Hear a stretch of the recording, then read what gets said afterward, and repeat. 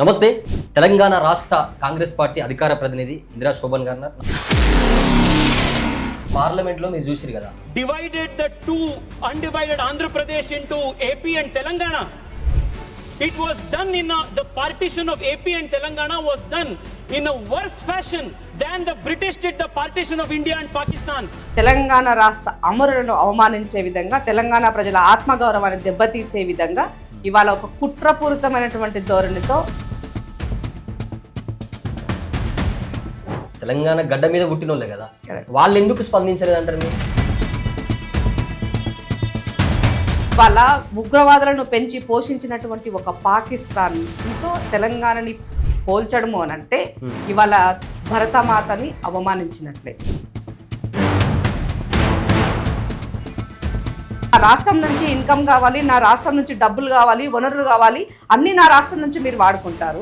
కానీ నా రాష్ట్రాన్ని ఒక పాకిస్తాన్తో కంపారిజన్ చేస్తున్నప్పుడు పార్లమెంట్లో ఉన్నటువంటి సభ్యులు ఖండించకపోగా పైనుంచి ఎదురుదాడి చేయడం అన్నది సిగ్గుచేటు కాదా అని అడుగుతున్నాను. ఆ తేజస్వి సూర్యని కాపాడుతున్నారు అనుకున్నారా మీరు? సో 100% కదా. ఇప్పుడు అదే లోక్సభలో ఈ రాష్ట్రం నుంచి తెలంగాణ ఉద్యమకారుడు అయినటువంటి ఇవాళ మా రగన్న అందులో ఉన్నాడు. రగన్న మాట్లాడాలి కదా, నువ్వు తెలంగాణ ఉద్యమకారుని కదా. ఇవాళ బాబాసాహెబ్ అంబేద్కర్ ఆర్టికల్ 3 ద్వారా వచ్చినటువంటి ఈ తెలంగాణని, ఆర్టికల్ 3 ద్వారా వచ్చిన తెలంగాణని ఇవాళ అంబేద్కర్ కూడా మీరు అవమానించినట్టుగానే మనం చూడాల్సి ఉంటుంది. నమస్తే. దేశవ్యాప్తంగా సంచలనం సృష్టిస్తున్నటువంటి ఒక పేరు, మరి ఏం చేసిండు ఆయన? ఏదైనా ఘనకార్యం చేసిండా, లేకపోతే దేశాన్ని ఉద్ధరించే మాట ఏమైనా మాట్లాడిండా?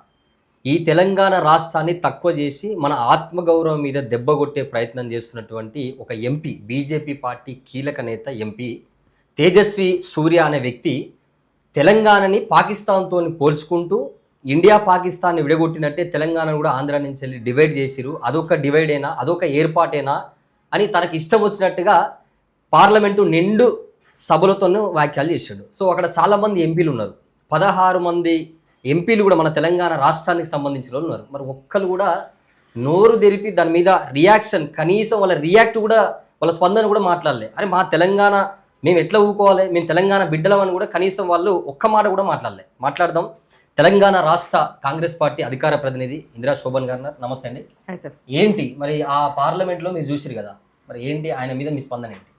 సో తేజస్విని చేసినటువంటి వ్యాఖ్యలని పూర్తిగా ఖండిస్తున్నారు. ముఖ్యంగా తెలంగాణ రాష్ట్ర ప్రజలు, తెలంగాణ ప్రజల యొక్క సుదీర్ఘ పోరాటం అనంతరం వచ్చినటువంటి తెలంగాణ రాష్ట్ర అమరులను అవమానించే విధంగా, తెలంగాణ ప్రజల ఆత్మగౌరవాన్ని దెబ్బతీసే విధంగా ఇవాళ ఒక కుట్రపూరితమైనటువంటి ధోరణితో ఇవాళ తేజస్వి మాట్లాడినటువంటి మాటలని తీవ్రంగా ఖండిస్తూ, నరేంద్ర మోదీ గతంలో కూడా భారతీయ జనతా పార్టీ తనకి సందర్భం వచ్చిన ప్రతిసారి కూడా తెలంగాణ పైన అక్కసు వెళ్ళగక్కుతూ వచ్చింది. ముఖ్యంగా తల్లిని చంపి బిడ్డను బతికించడం అయి ఉండొచ్చు, దర్వాజాలు మూసి లైట్లు బంద్ చేసి బిల్లు పాస్ చేయించడం చెప్పినటువంటి అంశం అయి ఉండొచ్చు. కుట్రపూరితమైనటువంటి వ్యాఖ్యలని నిజంగా సిగ్గుచేటి ఈ రాష్ట్రంలో ఉన్నటువంటి భారతీయ జనతా పార్టీ నుంచి ఎవరు ఖండించకపోగా ఆ దుర్మార్గునికి, ఆ సన్యాసినికి, ఆ విధవకి వీళ్ళు సపోర్ట్ చేయడము అన్నది ఇంకా దౌర్భాగ్యం అంటున్నారు. అంటే ఎందుకు పార్లమెంటులో వీళ్ళు బీజేపీ పార్టీకి సంబంధించినటువంటి నేతలు, ఎంపీలు తెలంగాణ గడ్డ మీద పుట్టినోళ్ళే కదా, వాళ్ళు ఎందుకు స్పందించలేదు అంటారు మీరు? మీ మాటలు ఏం చెప్తారు? సో ఆటోమేటిక్గా తేజస్వి అనేటువంటి వ్యక్తి నరేంద్ర మోదీ గారి యొక్క నమో బడిలో చదివినటువంటి వ్యక్తి. సో ఆ నమో ముందు మాట్లాడాడు కాబట్టి అదే లైన్ ఈయన ఫాలో అయినట్టుగా చూడాల్సిన అవసరం ఉంది. ఇవాళ ఉగ్రవాదులను పెంచి పోషించినటువంటి ఒక పాకిస్తాన్తో తెలంగాణని పోల్చడము అని అంటే ఇవాళ భరతమాతని అవమానించినట్లే. ప్రతి విషయాన్ని భరతమాతతోన వాళ్ళు కంపారిజన్ చేస్తారు, హిందువుతో కంపారిజన్ చేస్తారు. మరి మీ పార్టీకి సంబంధించినటువంటి ఒక పార్లమెంటు సభ్యుడు ఇవాళ నా తెలంగాణని, భరతమాతని, తెలంగాణ అంటే parcel of the part in the India కదా. సో అంటే మరి నేను భాగం కాదా మీకు అని అడుగుతున్నాను. నా రాష్ట్రం నుంచి ఇన్కమ్ కావాలి, నా రాష్ట్రం నుంచి డబ్బులు కావాలి, వనరులు కావాలి, అన్ని నా రాష్ట్రం నుంచి మీరు వాడుకుంటారు.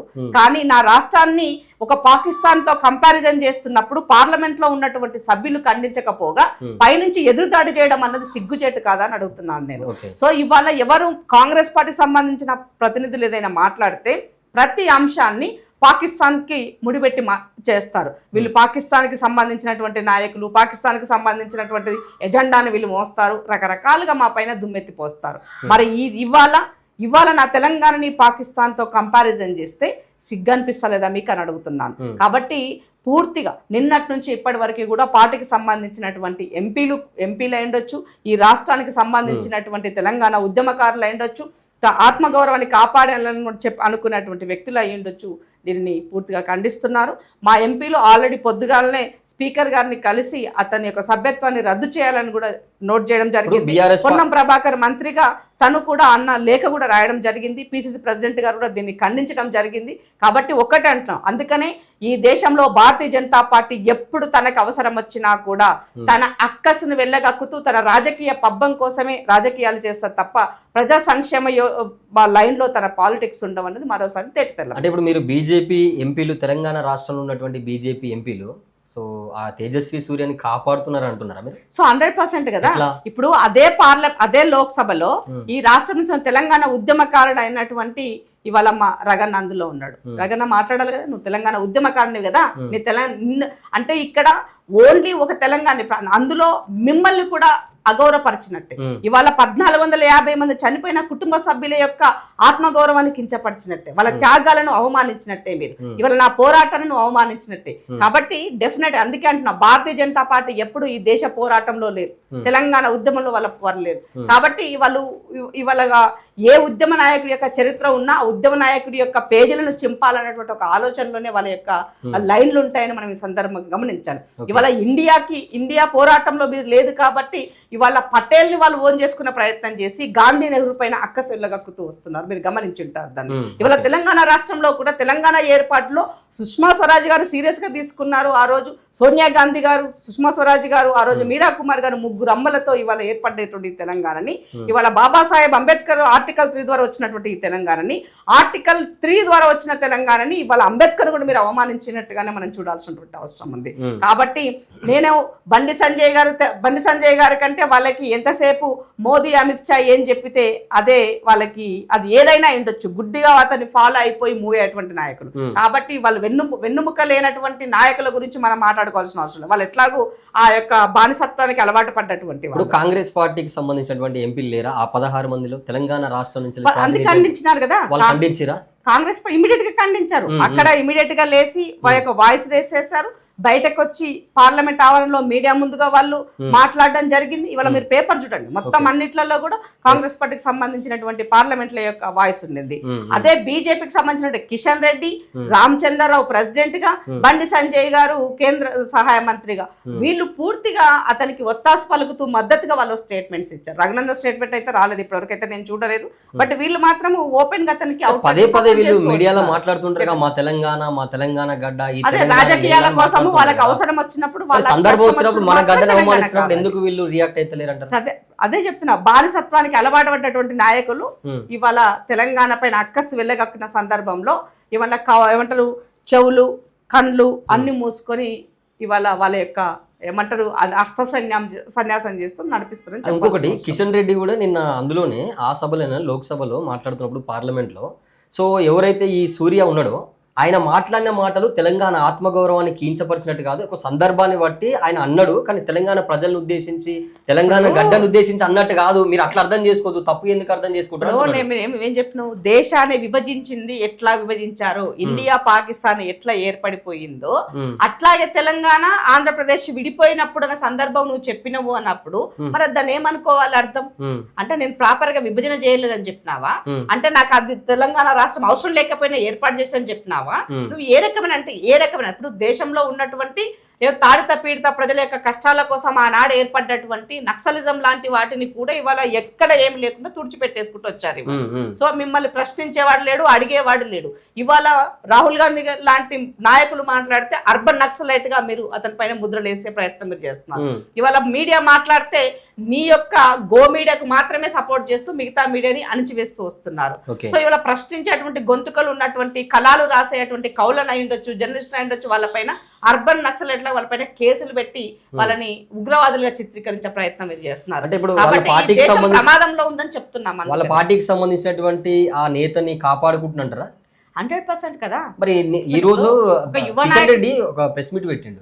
సో కొంతమంది విలేకరులు అడిగారు, జర్నలిస్టులు అడిగితే 1-2 సార్లు అడిగారు. వాళ్ళు అడగంగానే వెంటనే తను రియాక్ట్ అయ్యి సో మాట మార్చి ఎమ్మటే లేదు ఆయన అన్నాడు తప్పని మేము కూడా క్షమాపణలు చెప్పినాం, సో అది అట్లా అనేది లేకుండే, సో దాన్ని కూడా మేము ఖండించడం అని అంటున్నాడు. మళ్ళీ ఎమ్మటే రియాక్ట్ అయింది కదా. అంటే మరి ఇమీడియట్ డే 1 నిన్నెందుకు జరగలేదు ఆ విషయం? అదే ఏంటి, ఇప్పుడు తల్లి పాలు తాగినటువంటి వ్యక్తి ఇమీడియట్ గా నీ తల్లిని ఎవడైనా ఒక్క మాట అంటే అది ఏమన్నా ఉన్నది అన్కండిషనల్ గా నువ్వు లేసి దాన్ని ఖండిస్తావు. అవునా? That is our Telangana, that is పోరుగడ్డ యొక్క పవర్. మరి అలాంటప్పుడు పార్లమెంట్ సాక్షిగా మాట్లాడినటువంటి వ్యాఖ్యలకి ఇమీడియట్ గా కేంద్ర మంత్రిగా మీరున్నారు, మీరు ఇమీడియట్ గా లేచి తేజస్విని నువ్వు ఖండించవచ్చు, తేజస్విని నిలదీయచ్చు, క్షమాపణ చెప్పు, ఇమీడియట్ గా నా తెలంగాణ అవమానిస్తామని కిషన్ రెడ్డి చెప్పొచ్చు. ఎందుకు చెప్పలే, ఎందుకు అడగలే అంటే అర్థమైంది. సో నన్ను కాదు కదా అన్నది ఉద్దేశం. నేను అంటే నీ పార్టీ మోదీ గారి లైనే తేజస్వి తీసుకుంటే ఆ తేజస్వి చెప్పినటువంటి వ్యాఖ్యలని మీరు వాటిని సపోర్ట్ చేస్తూ మాట్లాడుతున్నటువంటి మీరందరూ కూడా తెలంగాణ రాష్ట్రానికి ద్రోహులే. తెలంగాణలో మీరు ఉన్నా కూడా మీరు తెలంగాణ బిడ్డలు కాదు అని చాలా స్పష్టంగా దీని ద్వారా తేజస్వి సూర్యకి ఇందిరా శోభన్ గారు ఎలాంటి కౌంటర్? తేజస్వి సూర్య డెఫినెట్ గా తేజస్వి సూర్య ఒక యంగ్స్టర్ గా చదువుకున్నటువంటి వ్యక్తిగా పలు సందర్భాల్లో ఒక యువమోర్చ నాయకుడిగా ఈ రాష్ట్రానికి వచ్చి ప్రతి విషయాల్లో నువ్వు ప్రతిపక్షంలో బీఆర్ఎస్ అధికారంలో ఉన్నప్పుడు 10 సంవత్సరాల్లో నువ్వు ఇక్కడ వచ్చి పనిచేస్తున్నావు కదా. మరి అలాంటప్పుడు నా రాష్ట్ర ప్రజల యొక్క ఆత్మగౌరవాన్ని కించపరిచేటువంటి నైతిక హక్కు నీకు ఎవడిచ్చిందని అడుగుతున్నావు. రాజకీయాల కోసం నా రాష్ట్ర ప్రజలను వాడుకున్నప్పుడు నా రాష్ట్రం పైన అక్కసు వెళ్ళగక్కుతున్నటువంటి నీకు రాజకీయాలలో నీకు పునర్భిక్ష ఉండగాక ఉండకూడదని మాత్రం డిమాండ్ చేస్తున్నా. ఇమ్మీడియట్ గా అతని యొక్క పార్లమెంట్ సభ్యత్వాన్ని రద్దు చేయాలని, అలాగే అతను రాజకీయాల్లో శాశ్వతంగా ఎన్నడూ కూడా పోటీ చేయడానికి అనర్హుడుగా ప్రకటించాలని డిమాండ్ చేస్తున్నా. ఇంకొక చివరి మాట, సో చాలా మంది మహిళా నాయకురాలు లీడర్స్ కూడా పాలాభిషేకాలు చేయడానికి రెడీగా ఉన్నారు. పార్లమెంట్లో ఈ మహిళా బిల్లుకు సంబంధించినటువంటి ఏదైతే వీళ్ళు తీసుకున్నటువంటి బీజేపీ తీసుకున్నటువంటి ఏదైతే స్టాండ్ ఉన్నదో, సో అది 2024 అది ఆల్రెడీ ప్రకటించారు. మరి ఎందుకు ఇప్పటిదాకా లేట్ చేసారు? ఇంకొకటి ఏంటంటే ఫైనల్గా ఇప్పుడు ఈ బీజేపీ చేసినటువంటి ఇది కుట్ర అంటారా, అంటే డీలిమిటేషన్ వల్ల వీళ్ళు స్థానాలు లోక్సభ స్థానాలు పెంచడం అన్నాడు. సో మరి దానికి మనకు నష్టం జరగదంటారా మీరు? ఇప్పుడు డీలిమిటేషన్ అన్నది దక్షిణ రాష్ట్రాలకి సౌత్ రాష్ట్రాలకి మధ్య ఒక గ్యాప్ ని పెంచేటువంటి ఒక బిల్ అది. సో ఆ గ్యాప్ ని ఈ రాష్ట్ర ముఖ్యమంత్రి గారు చాలా చక్కగా నీట్ గా ఎక్స్ప్లెయిన్ చేసి చెప్పడం జరిగింది. ఇవాళ యూపీకి ఉన్న 80 స్థానాలను 120కి ఎట్లయితాయి, ఈ దక్షిణాలకు ఉన్నటువంటి మొత్తము నా 132 స్థానాలు ఎంత ఏ రేషియోలో పెరగబోతున్నాయి, దీనివల్ల నాకు నష్టం. మహిళలకు సంబంధించిన రిజర్వేషన్ కూడా మీకు కావాల్సిన కోటా కూడా ఈజీగా అవుతుంది. అందుకే ఇప్పుడు ఇట్లా ఆ గ్యాప్ అన్నది ఏర్పడుతున్నప్పుడు ఆర్థికంగా తెలంగాణ దక్షిణ రాష్ట్రాలన్నీ కూడా వనరులుగా మీకు మిగులుతున్నాయి. మీ యొక్క కష్టాలకి నష్టాలకి ఆర్థికంగా మేము దక్షిణ రాష్ట్రాలు కాపాడుతున్నాయి. కానీ రాజకీయంగా ఆధిపత్యం చేయడం కోసము నార్త్ రాష్ట్రాలు తయారవుతున్నాయి. మేము 2వ సిటిజన్ గా తయారవుతున్నాము. కాబట్టి ఇది సరైనది కాదు, మార్చుకోండి మీ వైఖరి అని చెప్పడం జరిగింది. సో ఇది ఎట్లాగూ బిల్లు పెడితే వీగిపోతుంది కాబట్టి దీనిని మహిళా బిల్లుతో కలిపితే ఆటోమేటిక్ గా ఇది మూవ్ ఆన్ అవుతుంది అన్నది ఒక కుట్ర మాకు కనబడుతుంది. రెండోది ఏంటి అని అంటే ఇవాళ మహిళా బిల్లు సెప్టెంబర్ 2023 పాస్ అయినటువంటి బిల్లుకు మళ్ళీ కొత్తగా డబ్బులు కొమ్ములు ఎందుకు అని అడుగుతున్నాం మేము. సో ఇవాళ నువ్వు ఆ బిల్లు పెడుతున్నావు అనన్మెంట్ కోసం అంటే అనన్మెంట్ దేనికోసం? నా ఓబీసీ కోటా ఇస్తున్నావా, నా ఎస్సీ ఎస్టీ ఆడబిడ్డల కోటా ఇస్తున్నావా అని అడుగుతున్నాం మేము. సో ఆ రోజు యూపీఏలో బిల్లు వీగిపోవడానికి కారణం కూడా సేమ్ ఇదే రీజన్. ఇవాళ రాజ్యసభలో పాస్ అయినా సోనియా గాంధీ గారు చలువ వల్ల 2013లో రాజ్యసభలో పాస్ అయినా లోక్సభలో వీగిపోవడానికి ఈ కోటా గురించి పంచాయతీ జరిగింది. ఆ రోజు బీజేపీ కూడా సపోర్ట్ చేయలేదు. మరి అలాంటప్పుడు ఆ కోటాను ఇవాళ నువ్వు ఫుల్ఫిల్ చేసి ఇస్తే నువ్వు నాకన్నా గొప్పగా చేసినట్టు కదా అర్థం. ఇవాళ నరేంద్ర మోదీ ఒక ప్రధానమంత్రిగా ఓబీసీ ఉండడం 10 సందర్భాలు చెప్తూ ఉన్నప్పుడు రాహుల్ గాంధీ గారు ఎప్పుడైతే పార్లమెంట్ లో చర్చ లేపారో మాట్లాడున్నారో ఆ సందర్భంలో నరేంద్ర మోదీ గారు ప్రధానమంత్రి హోదాలో తను చెప్పినటువంటిది ఏంటి, మహిళలకి ఓబీసీ కోటా మేము ఇస్తాము, ఓవరాల్ గా దేశంలోనే ఓబీసీ కోటా ఇవ్వబోతున్నాము, ఇవాళ 26లో జనగణన చేస్తాము, దీంతో కులగణన లెక్కలు తేలుతాయి, ఆటోమేటిక్ గా ఓబీసీ కోటా మేము ఇస్తాము అని చెప్పినారు. డీలిమిటేషన్ అవుతుంది, ఇవన్నీ జరుగుతాయని చెప్పారు. మరి వాళ్ళు ఎందుకు యూటర్న్ కి వచ్చింది బిల్లు ముందుకు, ఎందుకు వచ్చింది అని అడుగుతున్నాం మేము. ఇప్పుడు ఆల్రెడీ మీరు జనగణన చేయడం కోసం మీద నోటిఫికేషన్ ఇచ్చారు, రాష్ట్రాల వారిగా తిరగాలని రెమ్యునరేషన్ ఏర్పాటు చేసుకున్నారు. మరి ఇదేంటి కొత్తగా అడుగుతున్నాం మేము. అంటే ఇందులో కేవలం ప్యూర్లీ మీరు చేసిన జనగణన ఏదైతే ఇచ్చారో దాంట్లో ఓబీసీలు ఎవరు, ఏ కులాలు, ఏ ఉపకులాలు, ఎంతమంది ఉన్నారు, వాళ్ళ సంఖ్య, వాళ్ళ వాటా ఎక్కడైనా రాసినారా? ఆ కాలమే లేదు. అలాంటప్పుడు రేపు ఓబీసీలకు ఇస్తారన్న నమ్మకం, గ్యారెంటీ ఎట్లా కలుగుతుంది? నా సంఖ్య తెలియనప్పుడు మరి ఏ రకంగా నాకు ఇస్తావు అంటే ఈ దేశంలో ఓబీసీలను అధికారం నుంచి దూరం చేసే కుట్ర జరుగుతున్నది అనేది క్లియర్ గా అర్థమైపోతుంది. అంటే ఫైనల్ గా మీరు చెప్పేది ఏంది? బీజేపీ పార్టీ ఈ కేంద్రంలో అధికారంలో మళ్ళీ రావడం కోసం ఈ దేశ ప్రజలను వాడుకుంటుంది రాజకీయం అంటారా? క్లియర్ గా ఇక్కడ 2 లైన్స్ ఉంటాయి. ఆ పార్టీ అన్నది బనియా పార్టీ. సో ఆర్ఎస్ఎస్ ఏం చెప్తే అది చేసేటువంటి పని. ఆర్ఎస్ఎస్ లో ఒకటి ఉంటుంది. వాళ్ళ ఆర్ఎస్ఎస్ వాళ్ళ శాఖలో కూడా మహిళలకి స్థానం లేదు, సభ్యత్వం లేదు వాళ్ళ దాంట్లో మహిళలకి ఆర్ఎస్ఎస్ లో. సో వాళ్ళ దాంట్లో మీరు తీసుకున్నటువంటి లైన్ ని ఇవాళ పార్టీగా ఇంప్లిమెంట్ చేసే పనిలో మీరు పడ్డారు. ఇవాళ మహిళలకి మహిళా బిల్లు ఇంప్లిమెంట్ చేస్తాము అని అంటే మిమ్మల్ని ఎట్లా నమ్మాలి? ఎందుకనంటే ఇది పెట్టడం ద్వారా ఈ బిల్లు వీగిపోతుంది. వీగిపోయినప్పుడు మహిళలకు కూడా వచ్చేటువంటి పరిస్థితి ఏర్పడదు. దీన్ని కాంగ్రెస్ పార్టీ పైన నెట్టాలి. కాంగ్రెస్ వ్యతిరేకిస్తుంది కాబట్టి బిల్లు వీగిపోయిందని చెప్పడం కోసం. సో ఒక కుట్రపూరితమైనటువంటి ఒక ఇంద్రజాలం, మాయాజాలం అన్నది పార్లమెంట్ లో మోదీ గారు ప్రదర్శించబోతున్నారు కాబట్టి రాహుల్ గాంధీ గారు దాన్ని వ్యతిరేకిస్తున్నారు. ఈ దేశ ఆత్మను, ఈ దేశ ఆత్మ గౌరవాన్ని కించపరిచే విధంగా ఎస్సీ ఎస్టీ బీసీ బిడ్డలకు అధికారాన్ని దూరం చేసేటువంటి కుట్రలు చేస్తే సహించాం, అడ్డుకుంటామని చెప్పారు. ఫైనల్ గా బీజేపీతో కేంద్రంలో ఎంతవరకైనా పోరాడతారా కాంగ్రెస్ పార్టీ? 100% పోరాడతాం. 100% కాదు, ఇప్పటిదాకా పోరాడుతుంది నేనే. ఈ దేశంలో కాంగ్రెస్ పార్టీ యొక్క గ్రాఫ్ పెరిగింది కాబట్టి దానికి రాహుల్ గాంధీ గారి యొక్క ఇమేజ్ ని తట్టుకోలేక నరేంద్ర మోదీ గారు ఇలాంటి కుట్ల, ఎందుకంటే దక్షిణ తెలంగాణ వాళ్ళు వచ్చే పరిస్థితి కనబడతలేదు, దక్షిణ రాష్ట్రాల్లో వచ్చే పరిస్థితి కనబడతలేదు. సో కాబట్టి ఉత్తర భారతదేశంలో ఉన్నటువంటి ఒక 3-4 రాష్ట్రాలలో వాళ్ళకు కొన్ని స్థానాలు వస్తే సరిపోతుంది, ఆటోమేటిక్ గా మళ్ళీ అధికారం చేజిక్కించుకోవచ్చు అన్నది ఒక కుట్ర అయితే, రెండవది ఈ దేశంలో అత్యధిక సంవత్సరాలు ప్రధానమంత్రిగా చేసినటువంటి మన నెహ్రూ గారి యొక్క రికార్డ్ 16 సంవత్సరాలు బ్రేక్ చేయాలని అనుకుంటున్నారు. సో అంటే ఆయన ఇంకా కొనసాగాలి.